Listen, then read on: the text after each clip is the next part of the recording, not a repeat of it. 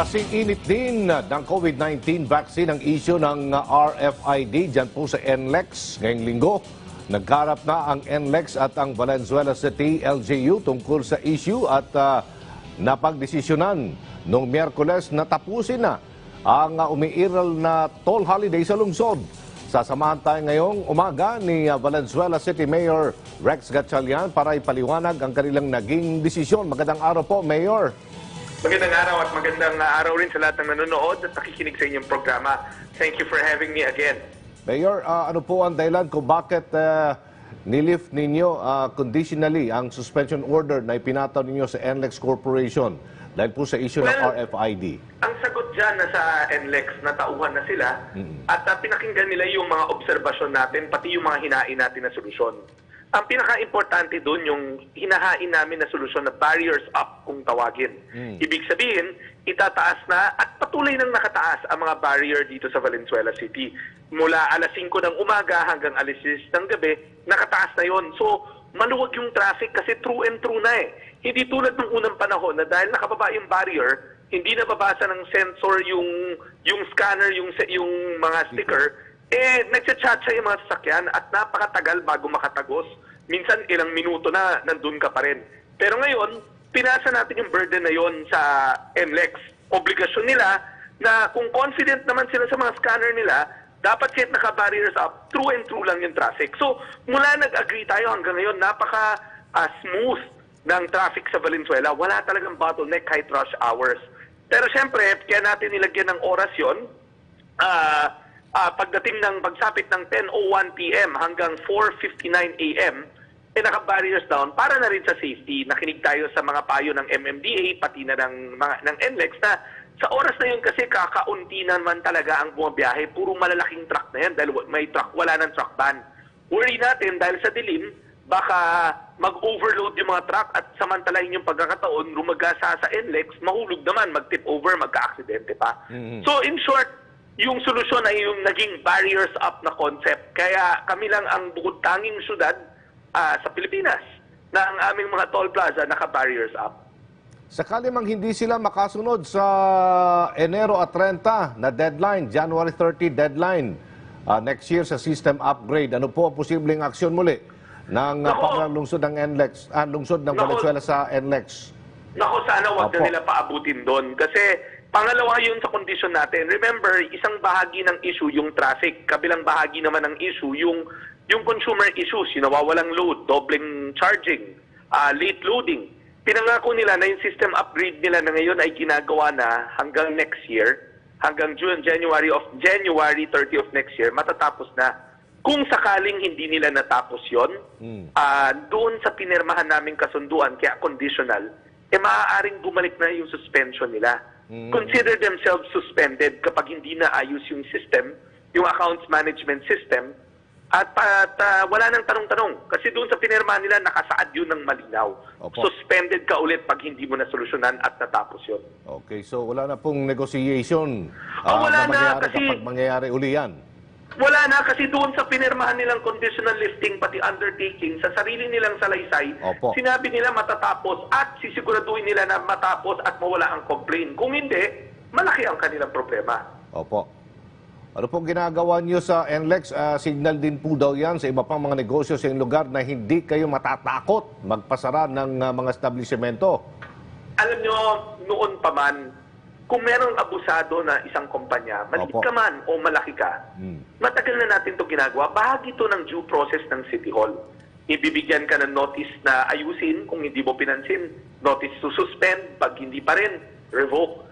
Talagang ginagawa natin yan. Hindi natin pinipili kung malaki ka, maliit ka. Basta may mali ka, may mali ka. Pagka hindi maganda yung ginagawa mo, talagang yung pribilehiyo ng business permit ay masususpende o marirevoke. Ang importante kasi nilatandaan, ang business permit ay hindi karapatan kundi pribilehiyo. Ipinagkakaloob yan na pribilehiyo ng lokal na pamahalaan sa isang negosyo para makapagnegosyo ka. Pero may kaakibat yan ng mga responsibilidad at isa doon, at pinaka-importante doon, pangalagaan mo yung kapakanan ng publiko sa pamamagitan ng pagbigay ng maayos at may kalidad na serbisyo. Ano po pakiramdam ninyo, Mayor, na dumarami po ang sumusuporta sa naging aksyon ng Valenzuela LGU sa isyong yan, kasama na ang Pangulong Rodrigo Duterte? Nung sa araw nga, nung narinig ko nung gabi yun, una sabi ko, ang aming taus-pusong pasasalamat sa mahal nating Pangulo dahil una kinilala niya na tama yung, kinilala niya na may rason kung bakit humakbang na ang LGU. Sabi nga niya, nauunawaan niya kasi malaking bagay sa amin yun kasi parang validation yun na tama naman, nagkaroon naman talaga ng rason kung ba't namin kailangang umaksyon. And pangalawa, ang pinaka-ikinagagalak pa namin doon sa mensahe ng Presidente, yung kinilala niya yung kapangyarihan ng lokal na pamahalaan, hindi lang para sa Valenzuela na tagumpay yun, kundi tagumpay yun ng lahat ng mga local government units. Kasi kung matatandaan nyo, nung unang salta ng gulo na to, sabi ng NLEX wala kaming kapangyarihan, na pang-national lang daw yung regulation nila. Opo. Nakalimutan nila na ang business permit ay local issue at galing yan sa lokal na pamahalaan. At dun sa mensahe ng Pangulo, kinilala niya talaga yon yung kapangyarihan at autonomiya ng lokal na pamahalaan para i-manage ang kanyang mga affairs sa kanyang nasasakupan. Kaya kami, taus-puso kaming nagpapasalamat sa Pangulo dahil sa kanyang mga sa kanyang mensahe, lalo naming pag-iigtingin yung pagprotekta, pag-ayos, pag-aruga ng aming mga sinasakupan. Opo. Tungo naman tayo sa issue po ng COVID-19, yung posibleng surge ng sakit na yan, yung mga kaso ng COVID-19 ngayong Kapaskuhan. Dumarami raw po ang bagong kaso dito sa Kalakang, Maynila. Mayor, ano pong ginagawa ng inyong lungsod para hindi sumipa pa ang bilang ng mga nagkakasakit? Totoo yun, no? Pero doon sa huling data na present, pangatlo ang Valenzuela sa may pinakamababa na attack rate. So, ibig sabihin yung prevalence sa amin, bagamat tumataas, hindi ganun kabilis. Opo. Pero ganun pa man, ang ginawa ng lokal na pamahalaan nga, una, nitong Kapaskuhan, tinanggal na natin yung mga public events, yung mga food bazaar, tree lighting. Ayaw na namin matempa ang mga Valenzuelano na magsilabasan at magkaroon ng rason na magtipon-tipon at magkaroon ng hawaan. So, ang sinabi na lang namin sa kanila, kung ipagdiriwang nyo ang Kapaskuhan, dapat sa loob na lang ng inyong tahanan. Alam nyo, ang mensahe naman talaga ng Pasko, kundi matatagpuan sa magagarbong handaan kundi makikita to sa payak at simpleng pamaghahandaan ng pamilya na magkakasama. Kung dati-dati, figurative yun, the true spirit of Christmas sa loob ng bahay dapat sa pamilya. Ngayon, ginagawa nating literal. Kasi mas safe talaga sila pag sa loob sila ng kanilang tahanan, pagdiwang ng Pasko. And hindi rin namin binibitawan. Actually, kahit noon pa hanggang ngayon, isa siguro kami sa syudad na may pinakamaraming tinetest. Dahil sa sarili naming laboratory, tuloy-tuloy kami mag-test ng mga vulnerable communities. No? So, sinisigurado natin na pag may nahanap tayo na potential na positive, ina-isolate ka agad natin, walang home quarantine. Okay. That way, napuputol yung chain of infection. And kung matatandaan nyo rin, makailan, na-feature nyo rin to, nilaunch namin yung Valtrace, yung aming automated contact tracing, kung saan bawat mamamayang Valenzuelano, merong QR code na designated, and yung mga establishmento, hindi ka naman papapasukin kung wala kang QR code. Pinag-igting at pinatatag natin yung ating contact tracing. Kaya sa katunayan, kung mapagyabang ko lang ng konti, last week lang, naparangalan ng DICT at DILG ang Valenzuela as having one of the best technology platform for contact tracing during the COVID. Opo. Yung mga sumusuway po ng minimum health standards, mga lumalabag, ano pong ginagawa po ninyo? Yung mga establishmento, pinasususpend natin ang business permit yan. Opo. Meron na may mga nasuspend na tayo, kaya wag nagtanda na yung iba na wag na gumaya. Yung mga mamamayan naman, may mga ordinansa tayo dyan kung saan nakasaad may fine. Nag-range yan from 1,000, 3,000, and 5,000. Pero pag patuloy pa rin yan, pwede ka makulong pa or magko-community service ka. Kaya kung ayaw mo na lang humirap pa yung Pasko, dapat sa bahay na lang tayo.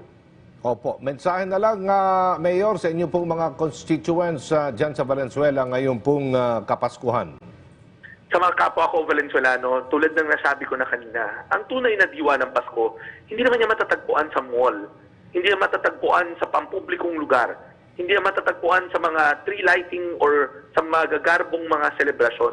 Ang tunay na diwa ng Pasko, kung tatandaan natin, ay natatagpuan sa loob ng tahanan, kung saan kasama mo ang iyong pamilya.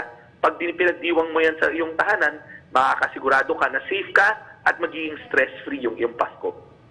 Maraming salamat, Mayor Rex Gatchalian ng Valenzuela City. Maraming salamat. Magandang tanghali.